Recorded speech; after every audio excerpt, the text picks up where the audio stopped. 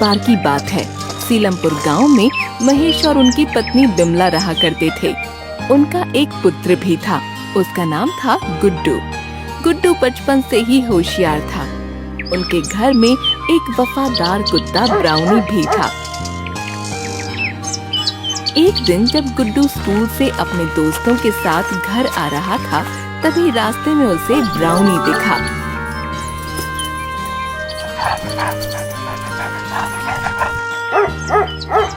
अरे ब्राउनी, तू मुझे लेने आया है क्या?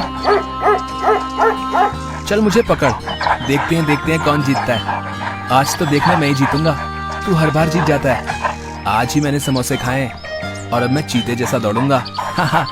जो जीतेगा उसे ये बिस्कुट मिलेगा। दोनों घर की तरफ भागने लगे।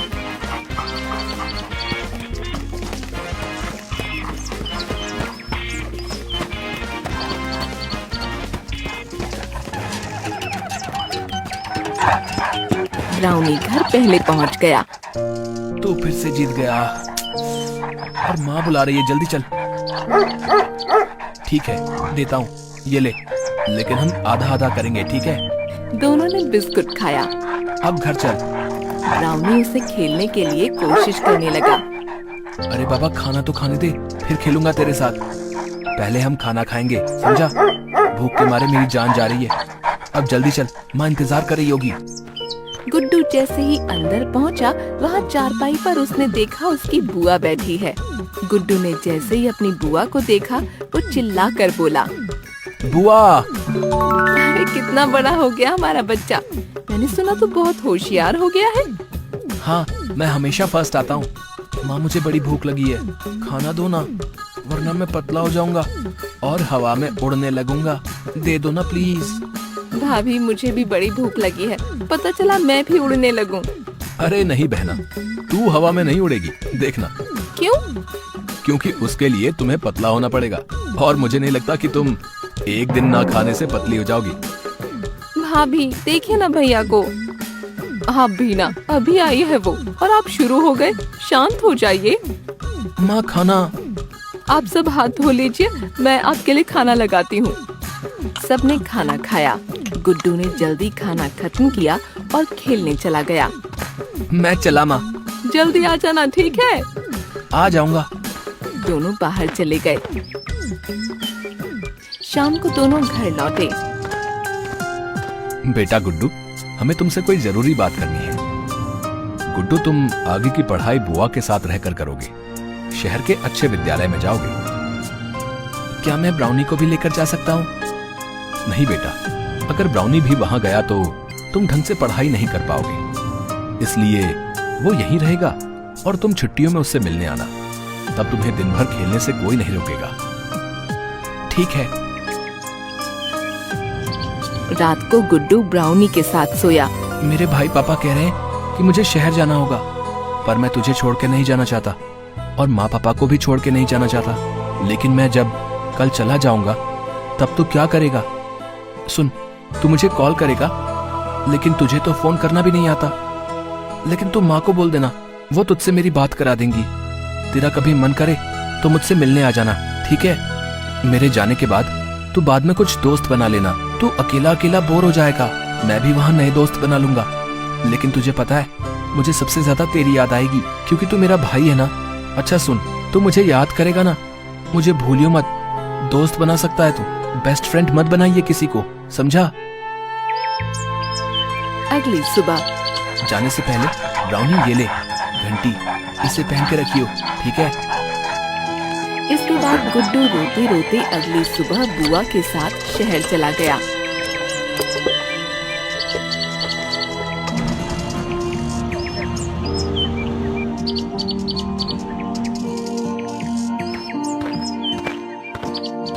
कार्तिक गुड्डू के गले लगा।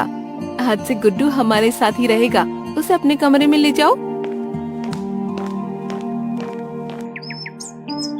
कुछ दिनों बाद गुड्डू का एडमिशन कार्तिक के स्कूल में हो गया। दोनों बच्चे मन लगाकर पढ़ने लगे।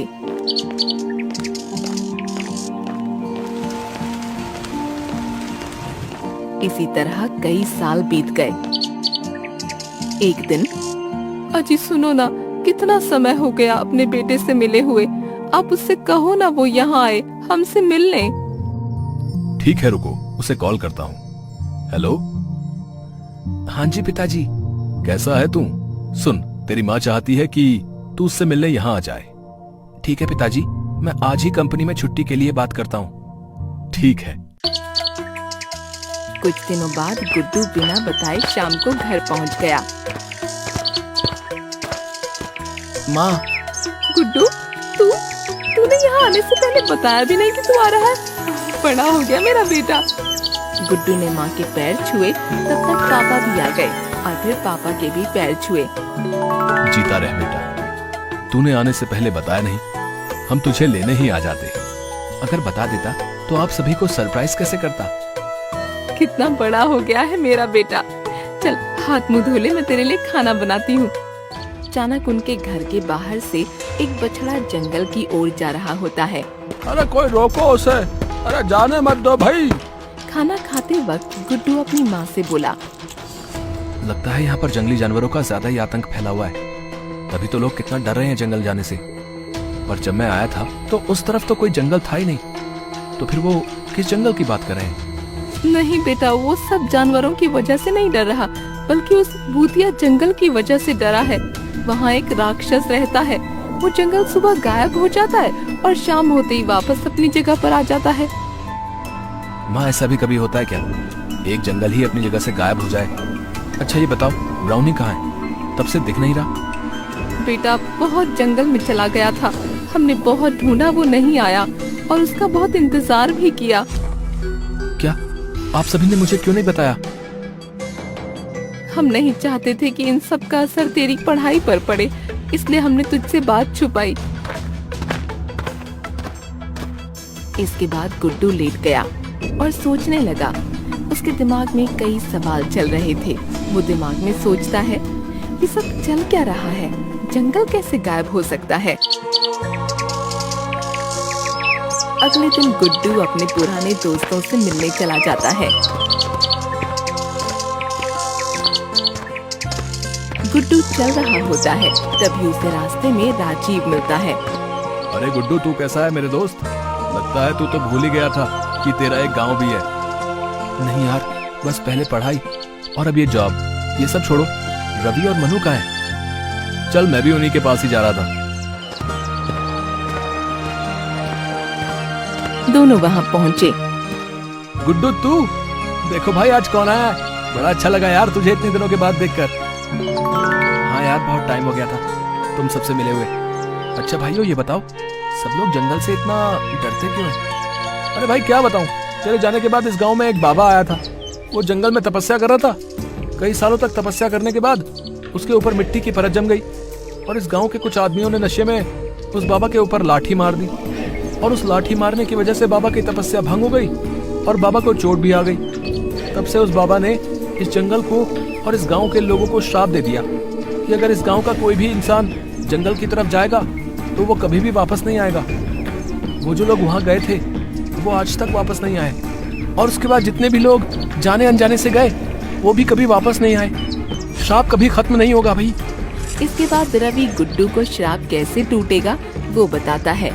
ये सुनने के बाद, चलो दोस्तों मैं घर जाता हूँ, माँ भी इंतजार कर रही होगी। इसके बाद गुड्डू वहाँ से चला जाता है और घर जाते वक्त वो गांव के उसी रास्ते पर जाता है जहाँ से जंगल शुरू होता है, लेकिन उसे जंगल नहीं दिखाई देता। इसलिए वो घर लौट आता है और रात होने का इंतजार करता है। रात होते ही वो बिना किसी को बताए जंगल की तरफ चल पड़ता है।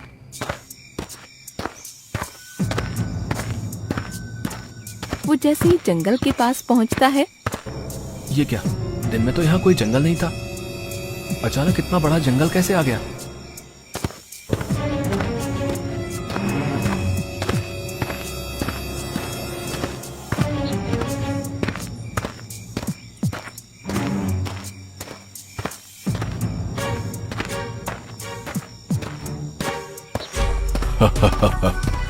देखो तो कौन आया है। तू यहाँ क्यों आया है? बोल। बस पिछली बार तूने पूछा था ना, इस बार मैं पूछूंगा। नहीं, मैं पूछूंगा। नहीं मैं, नहीं मैं, नहीं मैं। दोनों लड़ने लग जाते हैं।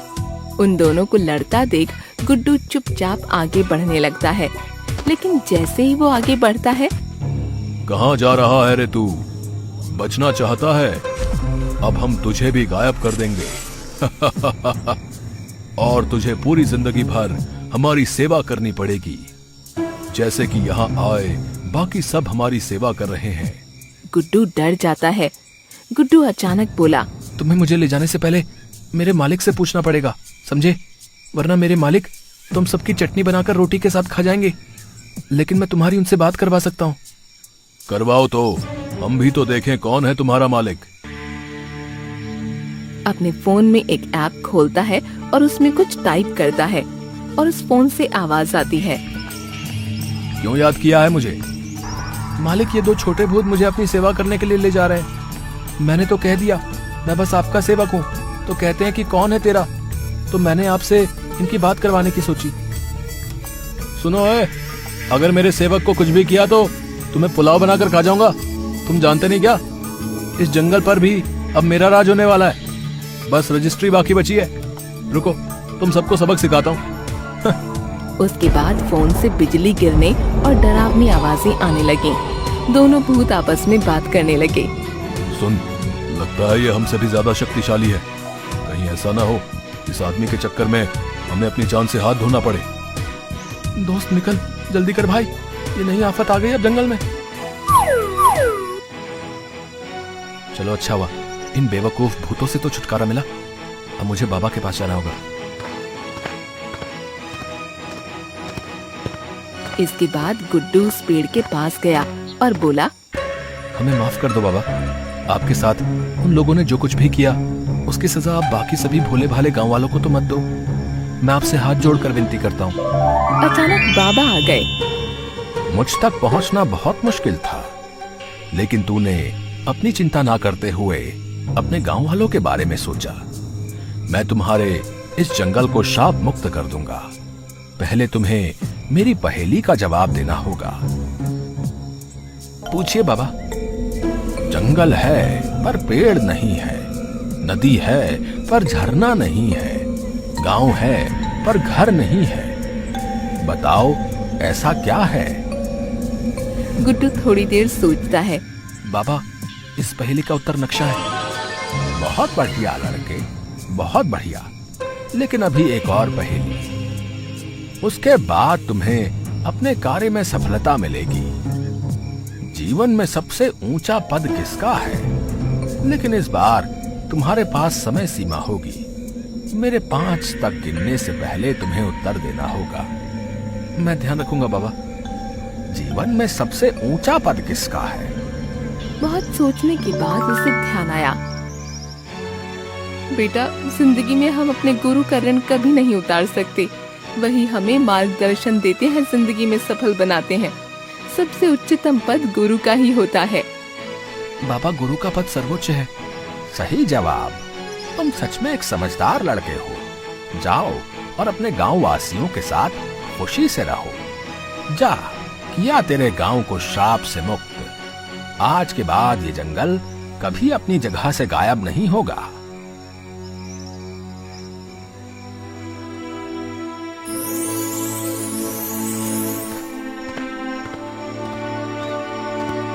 तभी गांव के सभी लोग मशाल लेकर जंगल के बाहर खड़े होते हैं और गुड्डू को देखते ही गुड्डू की माँ विमला, तू वहाँ क्यों गया बेटा? तुझे कुछ हो जाता तो? माँ तू ही बता, अगर मैं नहीं जाता तो ये सब ठीक कैसे होता?